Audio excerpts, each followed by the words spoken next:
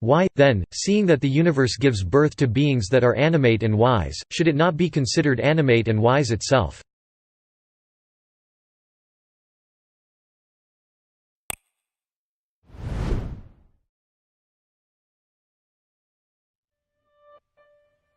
Following the ideas of the academics, Zeno divided philosophy into three parts: logic, a very wide subject including rhetoric, grammar, and the theories of perception and thought; physics, not just science, but the divine nature of the universe as well; and ethics, the end goal of which was to achieve happiness through the right way of living according to nature.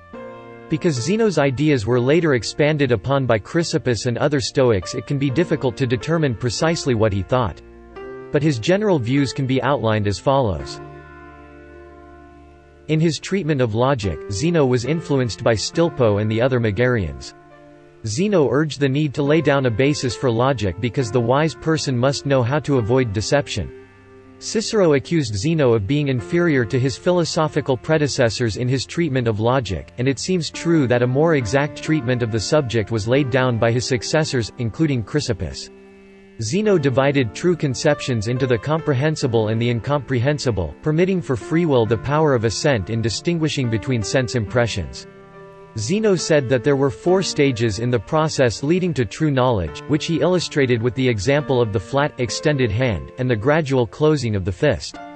Zeno stretched out his fingers, and showed the palm of his hand. Perception, he said, is a thing like this. Then, when he had closed his fingers a little, assent is like this. Afterwards, when he had completely closed his hand, and showed his fist, that, he said, was comprehension. From which simile he also gave that state a new name, calling it catalepsis.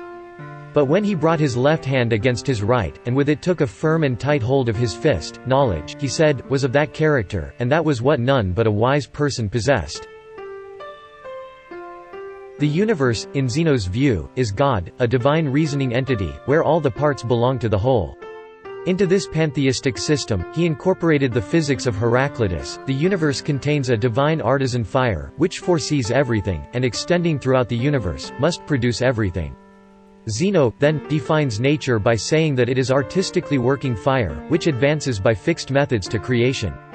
For he maintains that it is the main function of art to create and produce, and that what the hand accomplishes in the productions of the arts we employ, is accomplished much more artistically by nature, that is, as I said, by artistically working fire, which is the master of the other arts. This divine fire, or ether, is the basis for all activity in the universe, operating on otherwise passive matter, which neither increases nor diminishes itself.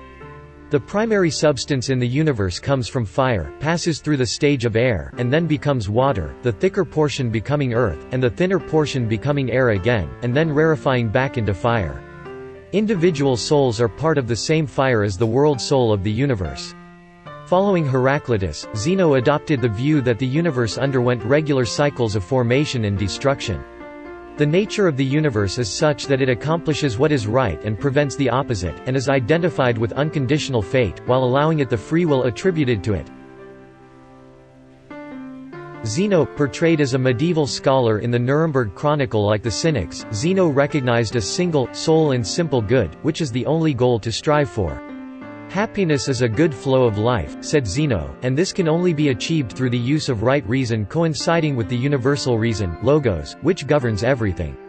A bad feeling, pathos, is a disturbance of the mind repugnant to reason, and against nature. This consistency of soul, out of which morally good actions spring, is virtue. True good can only consist in virtue.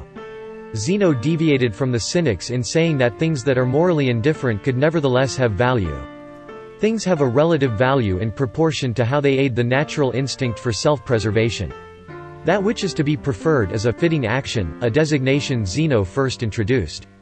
Self-preservation, and the things that contribute towards it, has only a conditional value. It does not aid happiness, which depends only on moral actions. Just as virtue can only exist within the dominion of reason, so vice can only exist with the rejection of reason.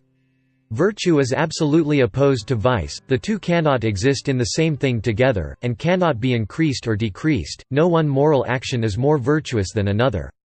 All actions are either good or bad, since impulses and desires rest upon free consent, and hence even passive mental states or emotions that are not guided by reason are immoral, and produce immoral actions. Zeno distinguished four negative emotions: desire, fear, pleasure and pain, and he was probably responsible for distinguishing the three corresponding positive emotions, will, caution, and joy, with no corresponding rational equivalent for pain. All errors must be rooted out, not merely set aside, and replaced with right reason.